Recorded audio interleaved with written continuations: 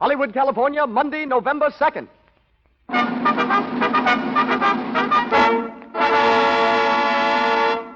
The Lux Radio Theater presents Gary Cooper in The Virginian with Charles Bickford, Helen Mack, and John Howard.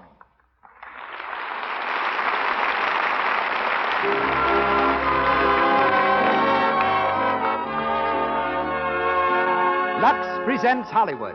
Our stars, Gary Cooper, Charles Bickford, Helen Mack, and John Howard. Our guests, Sidney Skolsky, noted Hollywood columnist, and Richard Klein, physical trainer of picture stars. Our producer, Cecil B. DeMille. Our conductor, Louis Silvers. We wish you could all be with us tonight in our theater on Hollywood Boulevard, not only to meet our stars, but also the many other screen celebrities whom I see just beyond the footlights, awaiting the curtain of another great show. But wherever this hour finds you, a hearty welcome from Lux.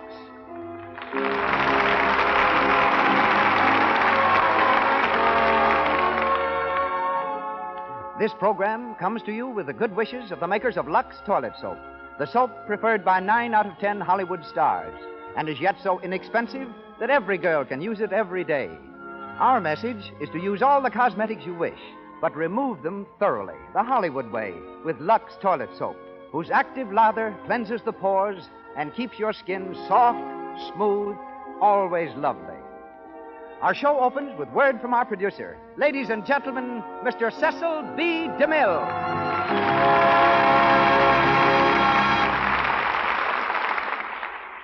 Greetings from Hollywood, ladies and gentlemen. Here in the hometown of movies, we're so used to stars who grit their teeth, clench their fists, and crash their way into the limelight, that a man as shy and human as Gary Cooper is a complete novelty. On a Hollywood soundstage, he's as refreshing as a breeze off the prairie. Last month, the Cheyenne Indians up in Lame Deer, Montana, tried to give him a name. They called Gary Comaced. He was mighty pleased to become a member of the tribe until he discovered that his new name means tall, handsome one. Gary was an unknown actor in westerns when he was called in by the Paramount Studios for a screen test. Entering the room, he faced an office filled with producers and executives. The long young man from Montana looked at the expressionless faces, swallowed hard, smiled feebly, and bolted for the door. But his personality clicked. They gave him an important role in Wings, and Gary's been soaring steadily upward ever since. I welcome him tonight as a fine actor, a sincere co-worker, a fearless man, and a close friend. Charles Bickford is also a most welcome addition to our cast. Charlie left the stage to work for me in Dynamite, my first talking film, and has appeared in 4 of my pictures since, including The Plainsman. Charlie's no mean antagonist as a villain. In fact, it took an African lion to put him in the hospital. He will be heard tonight in the role of Trampas. Our leading lady is Helen Mack, who has been on stage and screen since childhood and is one of the most unspoiled young actresses in Hollywood. She is heard as Molly Wood. The role of Steve is played by John Howard, co-star of the film Valiant is the Word for Carrie. And now, up with the curtain, as the Lux Radio Theater presents The Virginian, written by Owen Wister, starring Gary Cooper with Charles Bickford, Helen Mack, and John Howard.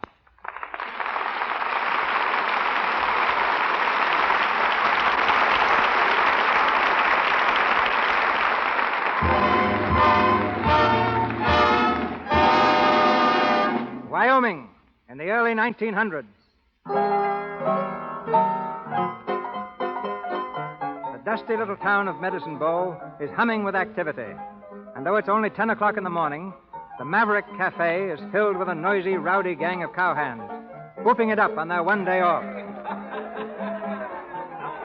From the street comes a tall, quiet-spoken young cowboy, known to his friends as the Virginian. As he steps up to the bar, he gets a loud welcome from an old pal, Steve. Hey, you gall-dang mangy soup-fed buzzard, who are you passing by? Steve. Nobody else but. Well, Steve, you ornery, low-down cousin to a bald beaver. What in blazes you doing here? Oh, nothing special. Blew into town about a week ago. Well, I'm sure glad to see you, Steve. Say, it must have been 4 years since we was riding together. 4 years or more. Yes, sir. Say, I heard about you being made foreman over at the Box X Ranch. It kept me laughing for a week. Yeah? Well, what have you been doing? All the same as usual. Working some and playing some. Mostly playing. Sure. You no good, Weasel. You're just the same as always. Ain't no account to nobody nowheres. Ain't you ever going to settle down? Who, me? Say, what for? Buenos dias, senor. Oh, hello, Nina. How are you? Muy bien. Hey, let me introduce you to an old pal of mine. Oh, hello. Morning, ma'am. He's very handsome, no? Hey, just a minute. Sure, he's a real lady killer, Nina. Gee. Hey, you better watch out for this hombre, ma'am. He's a low-down, double-barreled liar. Don't you believe a word he says? Oh, yeah? Hello. What's the argument, boys? Oh, hello, Trampas. Step right up and join in. I don't know what it's all about, Nina, but whatever it is, I can settle it fair and square. No. In my favor. When'd you get in, Trampas? Just blowed in to beat your time with this lady. Come on, Nina, I'll buy you a drink. But, senor, I am with this gentleman. You mean you were with him? Come on. No, stop. I want to stay here. Hey, I ain't arguing with you, sweetheart. I'm telling you. No, let me go. Wait. There ain't no argument, Trampas. We're getting along just fine. Not that it's any of your business. Who's talking to you? I'm just telling you. Yeah? Well, when I want to know anything from you, I'll let you know, you long-legged son of a... Wait a minute. If you want to call me that, smile. You're getting mighty touchy, ain't you? About some things. You better be leaving, Trampas. Sure. Come on, boys. I'll trim the hide off you in a game of stud. Say, I wouldn't mix it done with Trampas if I was you. Trampas and me just don't mix at all. Hey, where's the Virginian? Somebody want me? Hey, Nebraska. Here. Oh, hello, boss. Say, the Wyoming special can't get through to the station on account of them cattle blocking the right of way. All right, I'll tend to him. Come along, Steve. Sure. I'll help you clean them up.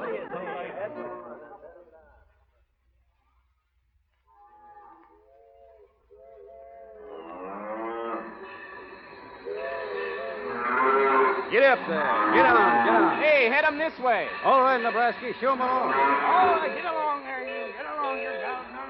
Well, I guess that fixes it. Thanks, Steve. Well, look at who's here. Where? That girl over there. Just got off the train, I reckon. Hey, she sure is a fine-looking female. Yeah, I'd kind of like to make her acquaintance. I seen her first, Steve. Hey, what's the matter with her? Yeah, she's backing up like a scared calf. Hey, look at her. She's scared of that milk cow down there. Hey, ma'am, that cow won't hurt you none. Wait, Steve. I'll go and rescue the fair lady. Rescue her? From what, a moo cow? Don't stop me now. Oh, get away. Get away, please. Oh, get away, I said. Oh. Ho, ho.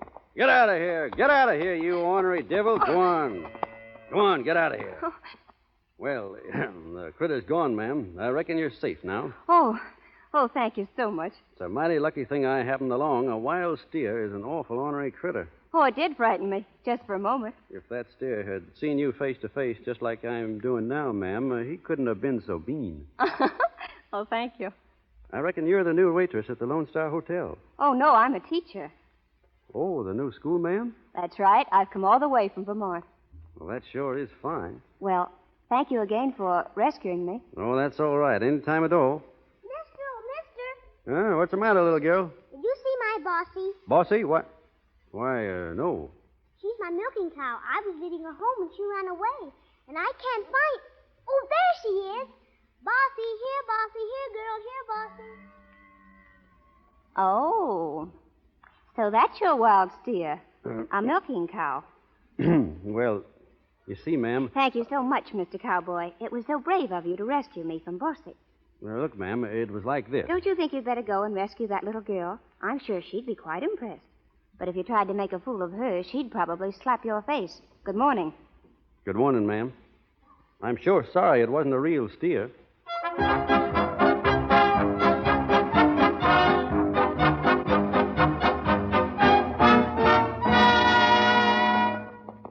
My Lulu gal's a daisy. She wears a big white hat. And I'll bet your life when I'm in town. Easy, boy.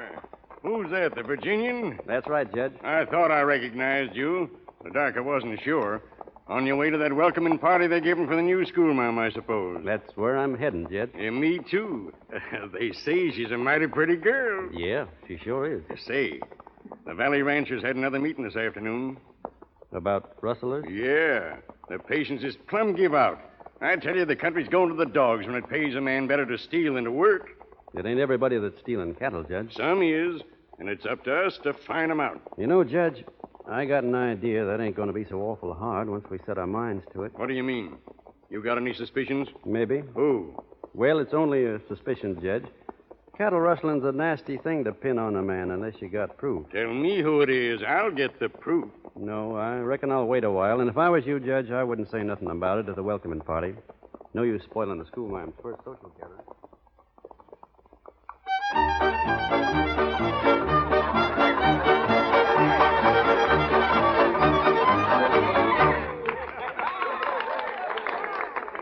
Well, I guess this is where we wash up, Trampas. Yeah, Sure sounds like a good time in there. sure does.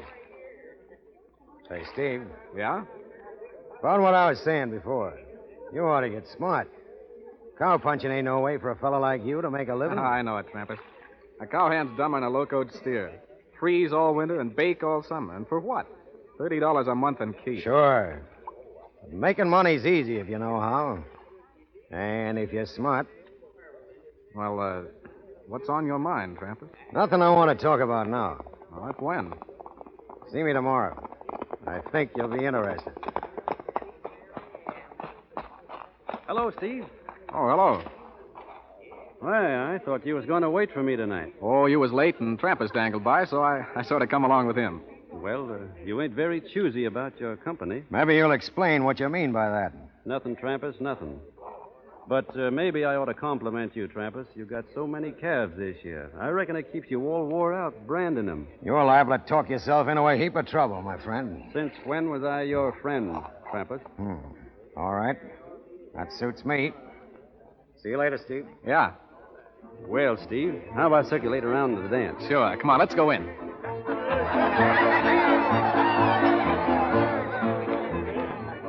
Hey, there's your new school mom over there. Yeah. Hey, she looks mighty pretty in her Vermont dress, don't she? Say, she'd look good in an Indian squaw blanket. Well, here goes, Steve. You gonna ask her for a dance? And I'm going to get it. Evening, ma'am. Oh, good evening. Would you care to try a turn at dancing? Huh? I said, would you care Yes, to... I hear you. You're from Virginia, aren't you? Yes, ma'am. That is, I was born there. I always thought that Southerners had such good manners. That's correct, ma'am. Leastways, they should have. Well, in New England, where I came from, a man always asked to be introduced to a lady before he asked her to dance. I ask your pardon, ma'am. Will you excuse me for a minute? Certainly. Thank you, ma'am. Hey, Shorty, Yeah? come here. Yeah, what do you want? You know the new school, ma'am? Know her? Sure, I know her. Well, I want you to introduce me. Formal-like. Sure. Yeah, come on over. Thanks, Shorty. Oh, Miss Wood. Yes. Miss Wood, I'd like to present an old friend of mine to you. We calls him the Virginian. Very pleased to meet you, ma'am. Oh, yes. You're the gallant young man who rescued me from the tame cow. What's that? Tame cow? It's all right, Shorty. I'll see you tomorrow. Huh? Oh, yeah. Yeah. Well, so long, boys.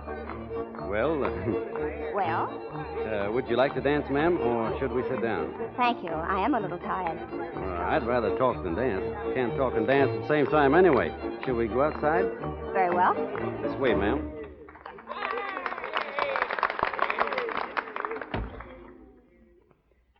Nice and quiet out here.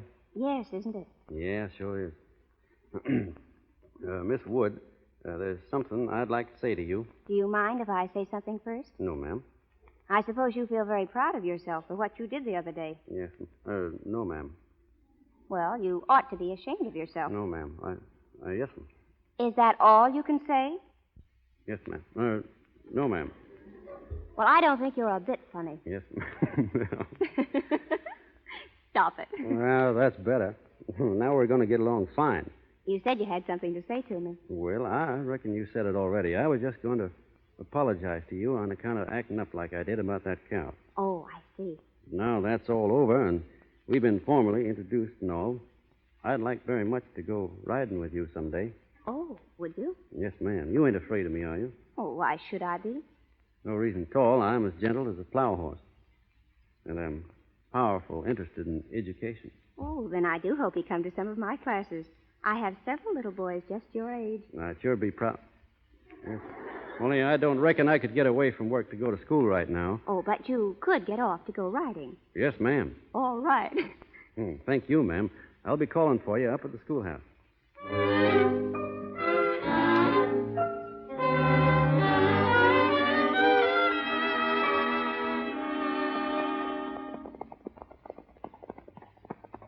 Well, how do you like the new horse? Oh, she's marvelous. What's her name? Oh, what are you laughing at? Well, her name is Sir Henry, but I call him Hank for short. Well, he's a nice horse. You want to get off here for a while? All right. Easy now. There you are. Oh, thanks. Oh, it was wonderful to ride out here. I love it more every day we come. I reckon I do, too. Never noticed the country much before, but coming out this way with you all the time, I like it fine. You haven't told me about that book I lent you last week. Did you finish it? That Romeo and Juliet? Yes, ma'am, I finished it. Don't tell me you didn't like it. Well, I ain't read any poetry before, but as soon as I get the hang of it, it'll be as easy as reading the patent medicine catalog. Didn't you like the story? Well, they raised a mighty strange breed of men in them days, but in some respects, this Romeo was a pretty good hombre. Oh, indeed. Just a pretty good hombre. Yes'm. He had his enemies and he killed them. Shows he wasn't no coward and proves he was quick on the draw. Why, you approve of killing your enemies? No. An eye for an eye? No. Not if there's an honorable way out, no, ma'am. But them enemies was particular ornery. They had it coming to them. Well, what else? What didn't you like about Romeo? I didn't like him in that balcony scene. The balcony scene? Why, that's the most famous scene in the play. Maybe so, but not for me. What's his idea in traipsing up and down a rope ladder, anyhow? Why didn't he go in through the front door? Don't you understand? Their families were enemies. But traipsing up a ladder, that ain't my idea of a real man. Well, what would you do? Go in and kill her father? That would be nice. No, I wouldn't have killed him, but I'd have had a showdown with him, man to man, and if he was too stubborn to call off that fool feud, I'd have grabbed Juliet right off that balcony and married her. That was just what he was planning to do. Yeah, I know, but he couldn't stop playing actor on that balcony. Wasted so much valuable time, he got them both killed. What would you have done?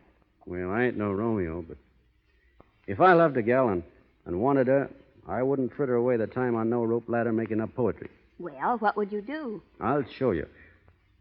I'll just take her like this. Let me go. Stop it. Stop. Oh. There, that's what I'd do.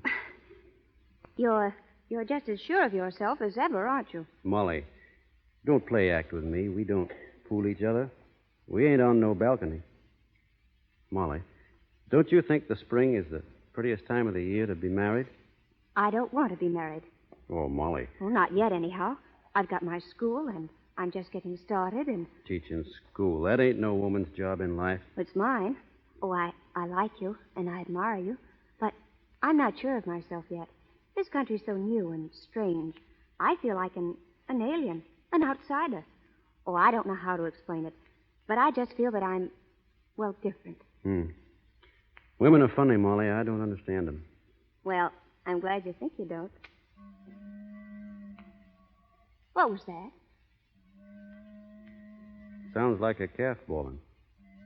I better find out what the trouble is. I'll go with you. No, you better stay here. I'll be right back. Come on, boy.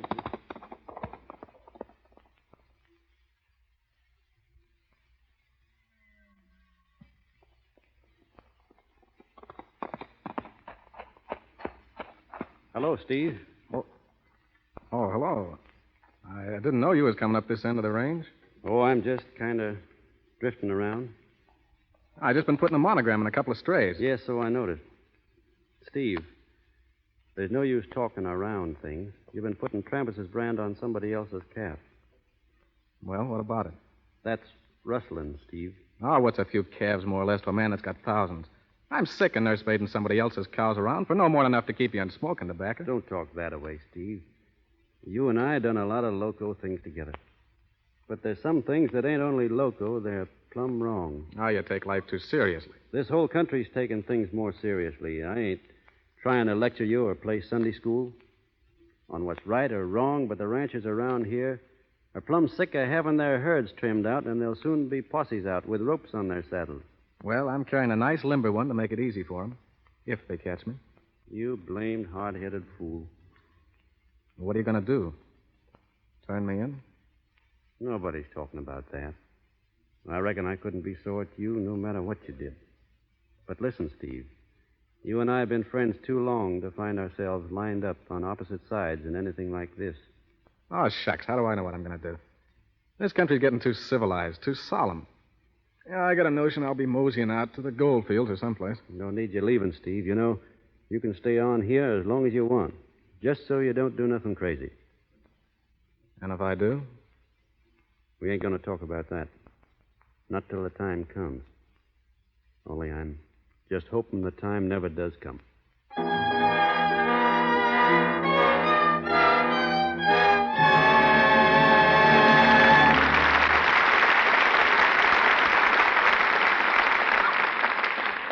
Gary Cooper will be back in just a few moments to continue the story of the Virginian. But now, let's go to the airport in Burbank, out beyond the huge Warner Brothers studio. And as the 5:30 plane takes off for New York, in the crowd are two girls. Let's listen. That must be a pretty important letter, all right, that we should drive way out from Hollywood just to send it off in the 5:30 plane. Is it important? It's an airmail special delivery to Bill Butler. Oh. Anyway, I think it's fun to see planes off. A lot of other people do, too. Look at the crowd. What? Well, they're not looking at the plane. No? Look at those mics and lights over there. Oh. They must be shooting a picture. Yes. Isn't that Ann Southern? Yes, it is Ann Southern. Oh, doesn't she look like a million? Some snappy suit she's wearing. Some snappy complexion, too. I wish I had one like it. Ann Southern's complexion does look lovely. It will continue to look soft and smooth and clear because this youthful star protects it. She knows that enemy to good looks, cosmetic skin, comes when you're careless. Here's what this charming star says. Of course I use cosmetics, but I don't risk unattractive cosmetic skin. I use Lux toilet soap because then I know I'm safe. That's good advice for you. Lux toilet soap's lather is active. It removes every trace of dust and dirt, stale rouge and powder that might remain to choke the pores. It's when the pores are choked that tiny blemishes, a dull, lifeless look, enlarged pores tell you you're getting cosmetic skin. Remember, put Lux toilet soap on your shopping list. Buy for your complexion the same care 9 out of 10 screen stars use. Once again, Mr. DeMille. We continue with The Virginian, starring Gary Cooper, with Charles Bickford as Trampas, Helen Mack as Molly Wood, and John Howard as Steve.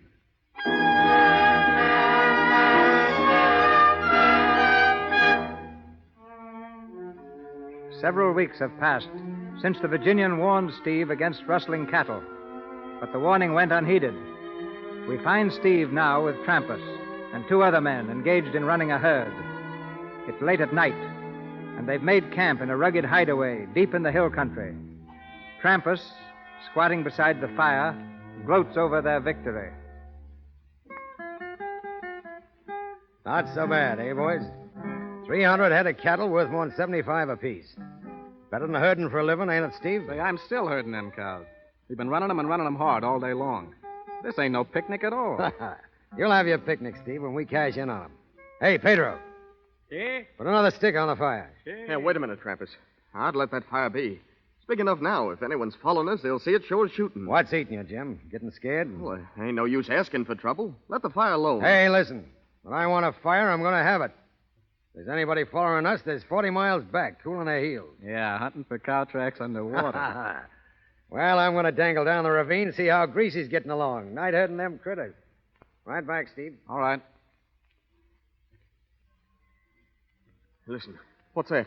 Ain't you never heard cattle before, Jim? It sounded like they was being disturbed or something. Calm down, boy. You're all on edge. Sure, everything is all right. Yeah? Maybe. But I'll be glad when we get rid of them cows, I'll tell you that. What if they do catch us? You can only die once. Yeah, what's life anyway? A few winters waiting for spring, a few summers wishing they'd last, and then your little 6x3, 6 feet under the ground, that's all. Might as well be now as later. Well, that ain't the way I feel about it. I ain't itching to die just yet. Ah, come on, let's think of something cheerful. Sure, we sing something to cheer you up. Now, boy, Pedro, make it low and sweet. Quando sale de la baña, valga mi Dios.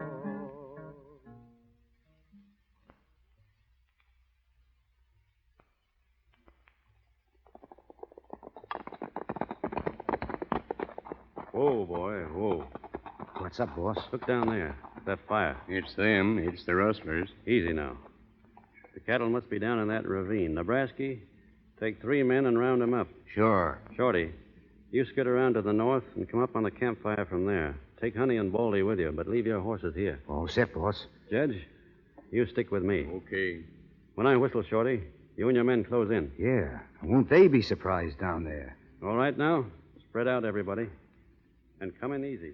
We want to make sure we get them all on the...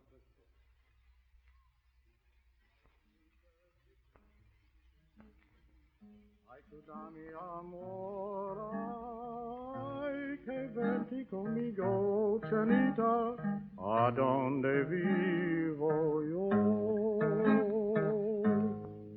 Atta boy, Pedro. I always liked that song. What was that? I told you they'd catch up with us. I told you they would. Get their guns, boys. Yeah, we got him, boss. All right, now stay right where you are. ¿Cómo estamos? Where are you calling cards, boys? Thanks for the ditty, Pedro. It was real entertaining. Hello, Steve. Hello. I was afraid I'd find you here. Yeah?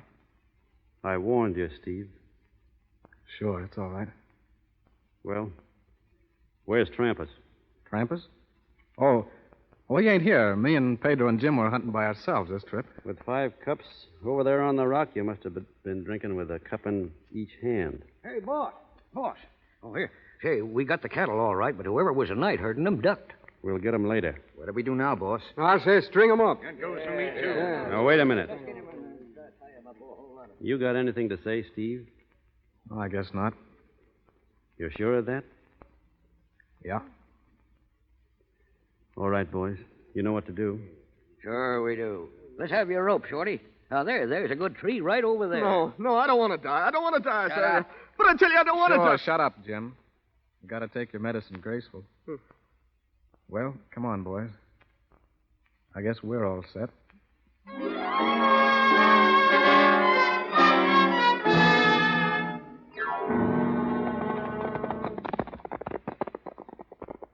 Ain't you riding in with us, boss? No. I'm staying here, Shorty. I got things to do and things to think about. I know how you feel.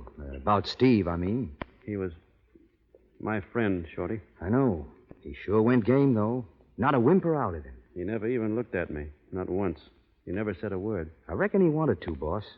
You see, when he was getting things ready, Steve gave me his gun. He said to give it to you, boss. To me? Yeah.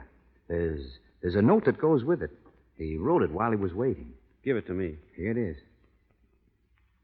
I can't see so good. Would you read it to me, Shorty? Sure. It says, "So long. I couldn't have spoke to you without playing the baby. Steve." Steve. Well, will you be riding in now, boss? No, you go along. I'm heading over to Lost Valley. What? I got things to do. I got a hunch that Trampas went that way.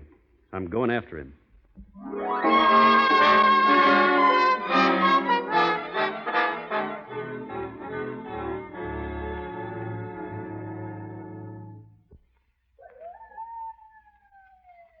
Keep your head down, Greasy.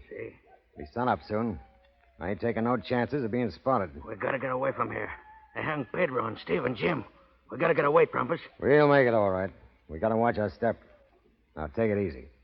We'll stay here till dark, then we'll head south. After that... Trampas. What's the matter? Trampas, look down there. Someone is coming. Keep low. Ha-ha. Well, if it ain't the Virginian. See, the Virginian. He's alone. Yeah. Hand me that rifle. Here.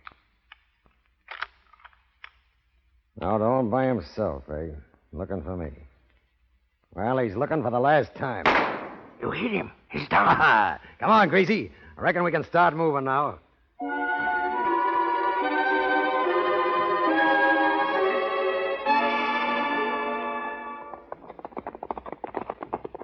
Whoa! Hello, Nebraska. How's the Virginian? Well, he's still unconscious, but the doc says he's out of danger.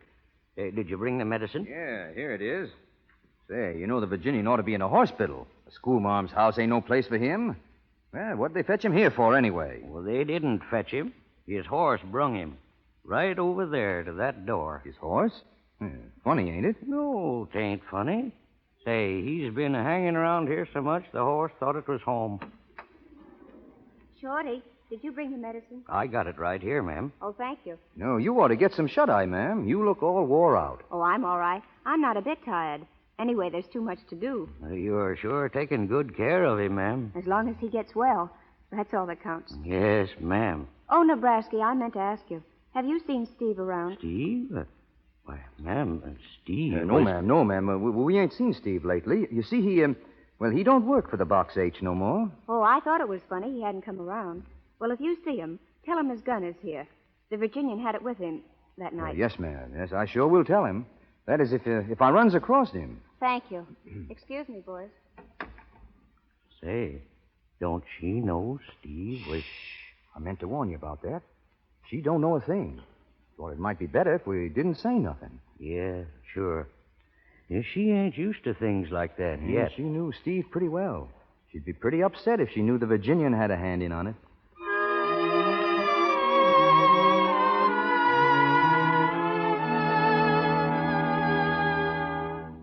Well, how's the patient today? Oh, I've been up and around, Judge, feeling fine. Good boy. What's the doc say about you? All fixed. He says I can get out now any time. Only Miss Molly, she's been taking such good care of me, I kind of hate to leave. I can't say I blame you none. You know, there's been some talk lately down around the town as to how we all might be doing a little celebrating sometime this spring. Celebrating? What? Oh, a wedding. You mean me and Miss Molly? How about it? Well, I wouldn't go putting no bets up if I were you, Judge. What's that? Not if I was you. You ain't getting married? Oh, I didn't say that. You said don't put up no bets. Sure. You know, it don't look so good for a judge to go around gambling on a pretty sure thing. I reckon it don't, son. Oh, morning, Miss Wood. Good morning. Just talking about you. Will you? Yeah, just this minute. Judge Henry, I wonder if you'd mind leaving us for a while. Why, no, ma'am. Certainly not. Just getting ready to leave anyhow. Thank you. Well, so long. So long, Judge. See you soon. Sure hope so. Morning, Miss Wood. Well, Molly. Why didn't you tell me? What's that? Why didn't you tell me? You knew I'd find out sooner or later. I reckon you're talking about Steve. I am. Well, I thought you knew, Molly. I didn't know. Not until this morning.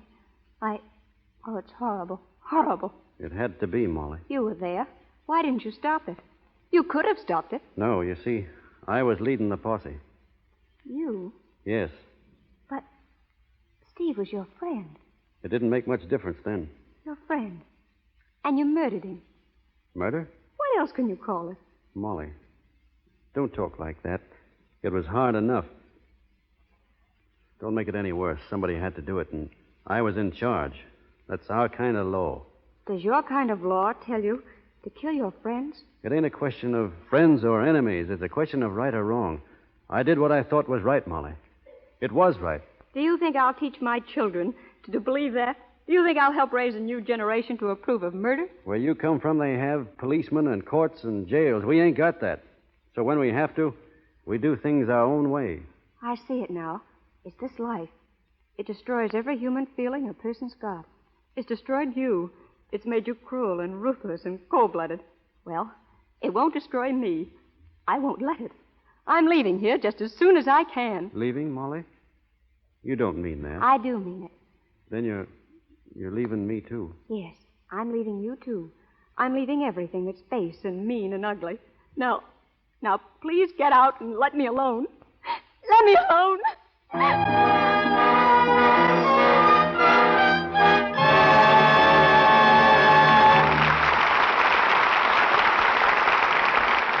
We pause for station identification. This is the Columbia Broadcasting System.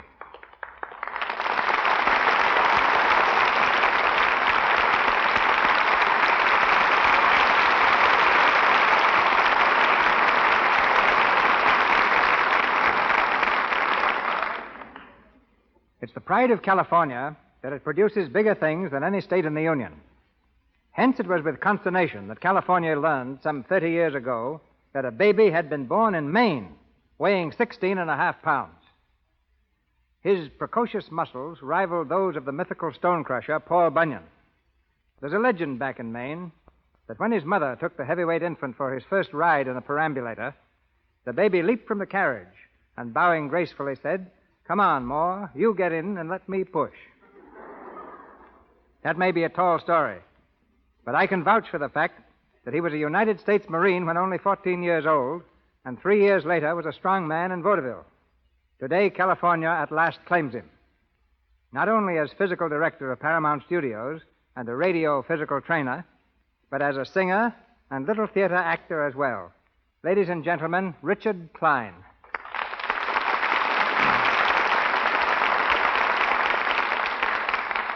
Well, thank you, Mr. DeMille. What would you like me to do? Sing, act, or give you a workout? I've heard you sing, I've seen you act, and I've thrown myself on your mercies in the gymnasium. Tonight is my turn. All right. I hope I can take it as well as you. Dick, Gary Cooper tells me that you're responsible for that educated fist he swings in The Plainsman. Gary's really one of the best boxers in Hollywood, along with George Raft, Sir Guy Standing, Jack Oakey, and, strangely enough, Ida Lupino. But I'm proudest of Gary. He's a real example of what regular exercise can do. Now, many people still believe that the life of a picture star is a round of parties, anything but a round of boxing. One of the reasons I asked you here is to correct that impression. Well, outside of farmers, none live a more regular, healthy life than film stars. It's a matter of necessity. If they didn't, they'd never be able to stand the strain. A well-balanced diet, plenty of sleep, and the proper exercises are absolutely necessary so they may give their best. You might be a little more explicit. Well, their taste in exercise varies. Carole Lombard and Claudette Colbert prefer tennis. Cary Grant and Randolph Scott go in for punching the bag. Bing Crosby and, incidentally, Mr. DeMille like the rowing machine. Gladys Swartout and Adolphe Monjou do lots of riding. And Marlene Dietrich and Mae West keep their famous figures by pedaling a stationary bicycle. I've been doing my darndest to get W.C. Fields inside of the gym, but he insists he gets all the exercise he needs juggling a half-dozen grapefruit every morning. My gymnasium, by the way, is one of the most historic buildings in Hollywood. It started out as a barn. Then in 1914, Mr. DeMille turned it into a studio. It was there that he made the first feature-length picture, The Squaw Man. Keeping fit has become so important in Hollywood that in the near future, every new player at Paramount will undergo a complete physical examination when signed. All of our executives will also be expected to report regularly.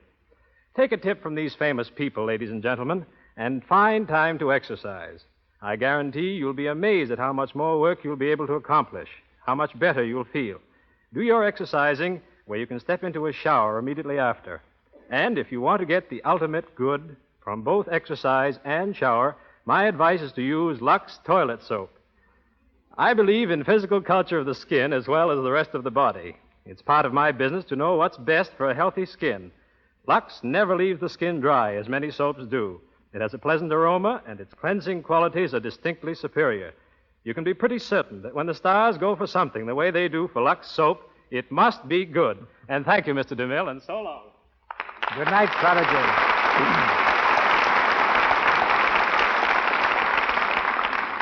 And now, back to the Virginian, starring Gary Cooper with Charles Bickford, Helen Mack, and John Howard.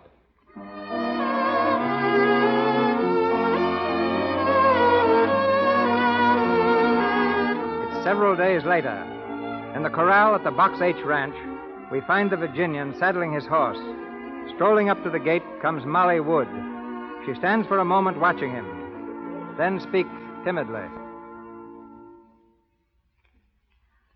Good morning. Molly. Good morning, ma'am. May I come in? It'll be a pleasure to have you, ma'am.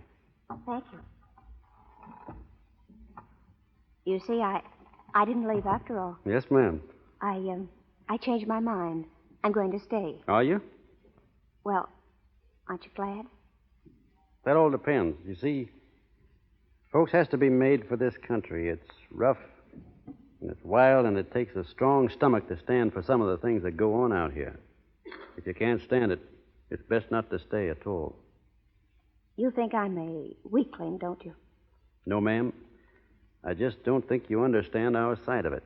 Perhaps not. but I've decided to try. I've been doing a lot of thinking since the other day. I've looked around me at people like Judge Henry and Shorty and Nebraska and their wives. People like that can't all be wrong. They're kind and good. Yes, ma'am, they are. But they don't ever let themselves forget the reason they're here. They're building a new country, ma'am. It's a big job. I know, and that's why I'm staying. I want to help. We sure need it, ma'am. Any help at all, and yours will be right welcome. Thank you. And now will you forgive me for what I said to you? Forgive you? Well, that's easy. And will everything be just as it was between you and me? That's up to you, Molly. I want it to be. I've been wanting it, too. Oh, darling.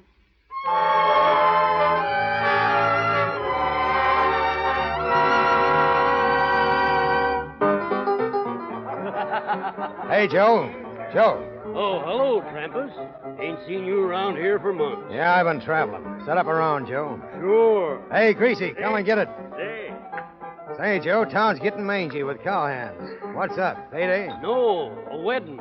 The Virginian's getting hitched to the new schoolma'am. The Virginian, huh? You'd think he would marry her. I heard she saved his life. Yeah, I do seem to recollect something about him being shot a while ago. Injuns, wasn't it? Yeah. Somebody plugged him in the back. You don't say. Too bad it didn't finish him for good. Come on, Greasy, drink up. Yes, how's Trampas?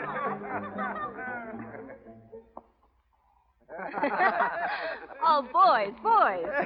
Hey, when's the wedding, Miss Molly? Yeah, when's the big event? Speak up, boss. It ain't going to be till tomorrow, so you can stop pestering right now, you bunch of mangy mavericks. Say, Miss Molly, do you mind if we borrow him for a spell? Well, can I trust you? Oh, we'll all be very good. Pretty good. Not too good. Which is the honest man? Not one of them. Well, all right. I'll trust all of you. You can borrow him, but not for too long. That's fine. Come on. Go on ahead, boys. I'll meet you in a couple of minutes. Yeah, see you over at Joe's place, boys. Right, You don't mind me going with him, do you, honey? Well, of course not. The boys have their rights to you just as much as I have. I won't be long, anyhow. We'll have plenty of time alone where we're going. We'll travel west till we find just the place we want to make our home. I hope you'll never be sorry. I hope I'll always be able to make you happy. And to keep you happy. That's going to be my main aim in life. Oh, I love you. Well, you better run along now. The boys are waiting for you. One more round. Yeah, come on. Take it easy, boys. I got to get married tomorrow. Set him up, Joe. Sure. Say, there's a friend of yours in town. Yeah? Yeah. Fella named Trampas. Trampas? Did he mention he was a friend of mine? He said plenty about you. All lit up and talking big. Said he'd drop in again in case there's any interest to you. Well, it ain't. I think he's looking for trouble myself. Wouldn't it be just too bad if he found it? Say, boss, we'll take this thing off your hands if you want. Yes, and save you the trouble. Just say the word. Any or all of us. No, thanks, boys. This is a matter between us two. I'm only hoping he don't drift around. Yeah, but a fella don't get married every day. That's just it. You've got to think of her. Who else am I thinking of? Come on, boys. Step right up and name it. There he is, boss. Coming in the door. Well, look who's here. Joe, your place getting sort of crummy, ain't it? Never used to letting mangy foreman hang around. Shut up, Trampas. Easy, Shorty. It's all right. Set him up, Joe. Sure.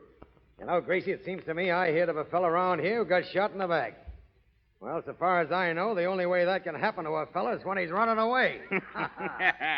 She running away. Let me handle this, will you, boss? No. I don't want no trouble, Nebraska. I'm sick of this palavering around. Listen here, you. You speaking to me, Trampas? Yes, you. You've been spreading a lot of talk around about my dealing in cattle. I'm having a showdown with you here and now. Trampas, I'm trying not to have any trouble with you just now. Yeah, you've been dodging it for 5 years. You've been talking plenty trouble to keep out of my way. But I got you corralled now, and I'm calling you hand. All right, what have you got? I've got the belief you're a lying, white-livered skunk.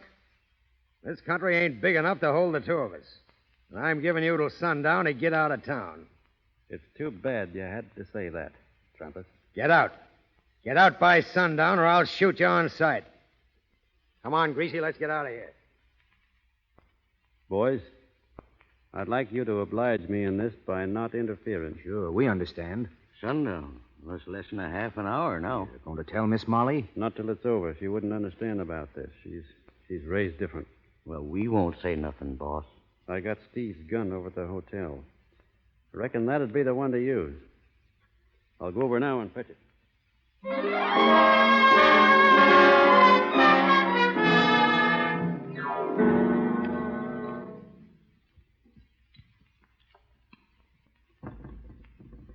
Come in. Oh, here you are. Sure, Molly. Oh, it's been so terrible waiting for you. You heard about Trampas being in town? Everyone's talking about it. They say you've got to leave by sundown. I wanted to run out and find you, but I didn't. I waited quietly in my room. I'm sorry you had to be worried, Molly. What doesn't matter? Nothing matters except that you're here. Let's don't think about it. What shall we do now? Now? Nothing now. It ain't quite sundown yet. What? I know it's a heap worse for you. I wish you didn't have to wait alone. But it won't be for long. Why, what do you mean? I did my best. I let him say things to me no man ever said before.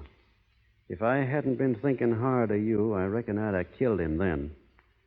I gave him a chance to quit, but he'd gone too far. It'll have to go on now. What are you going to do? I'm not going to let him shoot me. But we can go away. It's not too late. You can go away and leave him here. I've got to stay. Oh, no, there must be something else. There must be. Why, think what it means, killing in cold blood. You don't think I want to do this? Oh, I tried to forgive the other killing, those cattle thieves and Steve. I forced myself to think of it as you did, law and order. But this isn't the same. You don't have to do this. If folks came to think me a coward, I couldn't look 'em in the eye ever again, or you either. Well, that's just pride. I don't know what you call it, but it's something in the feelings of a man deep down inside. Something a man can't go back on. If anybody happened to say I was a thief, I couldn't let 'em go on saying it. It wouldn't matter what other people thought. But I'd have to know inside of me that I thought enough of my own honesty to fight for it. Then it's to be like this always. When will it ever end? There'll always be killing to do until this country ain't a meeting place for men like Trampas. Then think of us.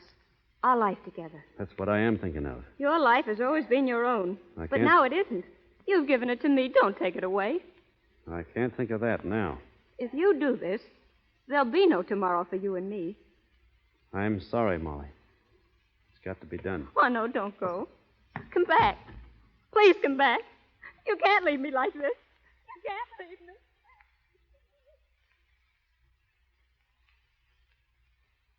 Hello, boss. Hello, Shorty. And it's sundown. Yeah? I just seen Trampas. He's in Joe's place. Yeah? I guess I'll take a walk down that way. Listen, boss. Stay on the sidewalk. You don't want to be stepping in one of them mud holes when you're taking aim. I'll be all right. I'll walk with you a piece. That is, if you don't mind. Of course not. Come on. Watch out for the loose boards, boss. This walk is full of them. I'll watch it. You feel all right? Fine. We're all with you, boss. I know it. There he is. Just coming out the door. He sees you, boss. Yeah. I'll go on from here alone, Shorty. Sure, boss, and lots of luck. Thanks.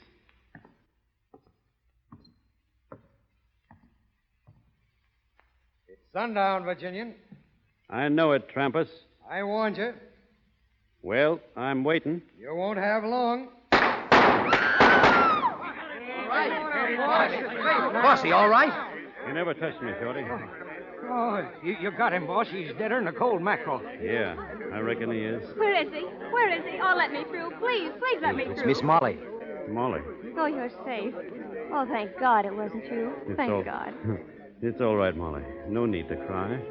Don't ever leave me. Ever again. But what you said before about there not being any tomorrow, don't that count? Nothing counts except that I love you. Promise me you'll never leave me. Promise. Sure, I promise. But I still don't understand women, Molly.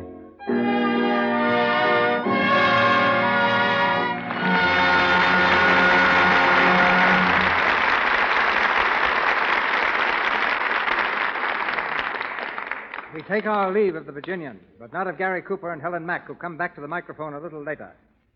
Activities of the motion picture world draw more newspaper men to Hollywood than national affairs draw to Washington. Outstanding among them is Sidney Skolsky, whose column Hollywood appears daily in the New York News and in many other papers here and abroad. Formerly author of the column Tintype in the New York Sun and Behind the News in the Daily News, Sid has also been press agent for such dispensers of beauty as Sam Harris, Earl Carroll, and George White. He would probably be offended if I said he is the best-liked film reporter. Sid is a member of that resolute minority who believe in hewing to the line of news and letting the quips fall where they may.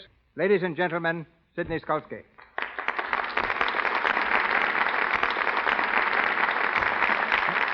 When you call me that, partner, smile. Well, how are you, Skolsky? I've got myself exactly where you want me. You'll never get there, Skolsky.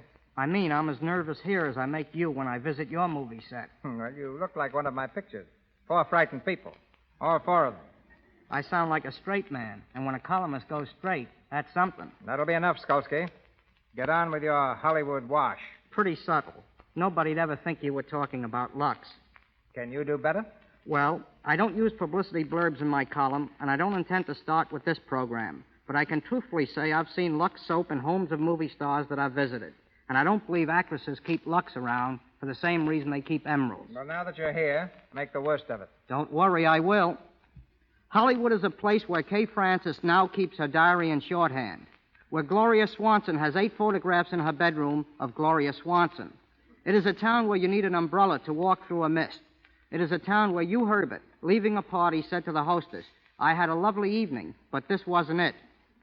Where Francis X. Bushman, who was once the Clark Gable and Robert Taylor of his day, now owns a hamburger stand opposite the 20th Century Fox studio and is still serving his public. But don't get me wrong, I love Hollywood. Hollywood is a place where Victor McLaughlin, playing a scene for his picture, The Magnificent Brute, was told to run up a flight of stairs and then fall when the villain fired the first shot from his gun. McLaughlin failed to do this, and when asked why by the director, Victor answered, "I'm McLaughlin. It takes more than one shot to get me." It is a town where Simone doesn't pull down the shades in her apartment, and rents have gone up in that neighborhood. But don't get me wrong, I love Hollywood. Hollywood is a place where Douglas Fairbanks has his name written on the bands of the cigars he gives you. It's a town where you can drive into a drive-in stand and bring home a cake of ice wrapped in cellophane. Where the first thing Robert Taylor had to do to be a picture star was to pluck his eyebrows. Where at the preview of the picture Pigskin Parade, they had a scene showing girls going to Yale. But don't get me wrong, I love Hollywood. Hollywood is a place where Ginger Rogers, for a wild evening, goes bowling with James Stewart on Wilshire Boulevard. Where John Barrymore gives a great performance, ordering a cup of coffee in the Brown Derby. It is a town where Director Van Dyke, making the flicker Eskimo, took artificial snow to the Arctic. Where Gene Harlow wears a mink coat, and with nothing underneath it but a pair of silk pajamas. Where Gene Fowler now signs his letters, Gene Fowler, author of Jack London's White Fang. But don't get me wrong, I love Hollywood. Hollywood is a place where Charlie Chaplin keeps a huge dictionary in his bathroom. Where Garbo and Rex O'Malley, doing a dance in Camille, fell to the floor. O'Malley helped Garbo up and, rather embarrassed, said to Greta, "Oh, dear, how could I have tripped over your tiny little feet?" It is a town where Joseph von Sternberg raised a beard, and when asked why, answered, "I'm tired of looking at my face, and I'm not the only one." But don't get me wrong, I love Hollywood. Hollywood is a place where Carol Lombard can be seen reading a story in a fan magazine titled Clark Gable's Romantic Flight. It is a town where Irving Berlin, at a party, asked what song the feller at the piano was playing, only to be told it was Alexander's Ragtime Band. Where Ted Healy asked his stooge, Jimmy Brewster, "Who do you think will get in, Roosevelt or Landon?" And Brewster answered, "What's the matter with the guy we got in there now?" But don't get me wrong, I love Hollywood. And all was well as long as it supplies such good copy. Good night. Thank you. Good night, Sid. We bring back the Virginian, Gary Cooper, and the schoolma'am, Helen Mack. Thank you, Mr. DeMille. The only thing I missed tonight was seeing Gary ride a horse as he does when he really gets out in the open. Well, riding's nothing extra special, Helen. Back home in Montana, we learn to ride 'em most when we're kids. When most kids, rather, are pushing a kiddie car. I guess I cut my first teeth on saddle leather. Is that why you picked Gary for the part of Wild Bill Hickok in The Plainsman, Mr. DeMille? Partly, Helen. Actually, he's a perfect portrait of Hickok in look, size, and manner. Then there's a similarity between the Virginian and Wild Bill. The Virginian is the ideal American character in romance, short on speech and long on action. And Wild Bill Hickok is the ideal American character and fact. Hickok was not a bad man. He was a patriot. Well, then how did he get such a reputation as a killer? Well, he's supposed to have killed between 60 and 100 men, not counting Indians. And nobody counted Indians in those days. Oh, they were just used for practice. Probably. The fact is, Hickok killed only in defense of law and order, and as he said himself back in the 1870s, there's no Sunday west of Junction City, no law west of Hayes City, and no God west of Carson City. It was to change all this, to bring respect of law to the West, that Hickok devoted his life, finally losing it when shot by Jack McCall, who killed him for the strangest reason ever heard, because he admired him so much. I guess it's because all this is true that I got such a kick out of making the picture. It was real. Including the danger. In riding between two horses to escape an Indian ambush, I think you did something many stars would have avoided.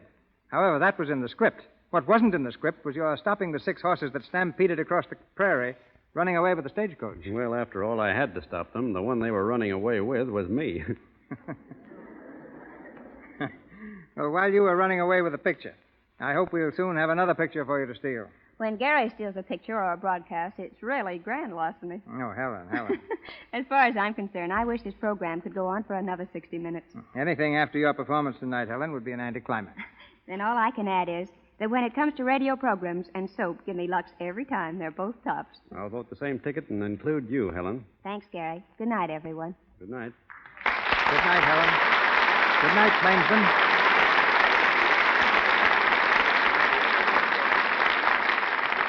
Of the thousands of stories that relate the adventures of a modern Robin Hood, none has won such enduring popularity as Alias Jimmy Valentine, which comes to us next Monday night with Pat O'Brien in the title role.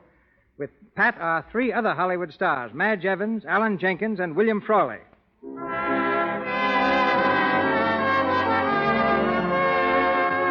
Our sponsors, the makers of Lux Toilet Soap, join me in inviting you to be with us again next Monday night when the Lux Radio Theater stars Pat O'Brien in Alias Jimmy Valentine with Madge Evans and an all-star cast. This is Cecil B. DeMille saying good night to you from Hollywood.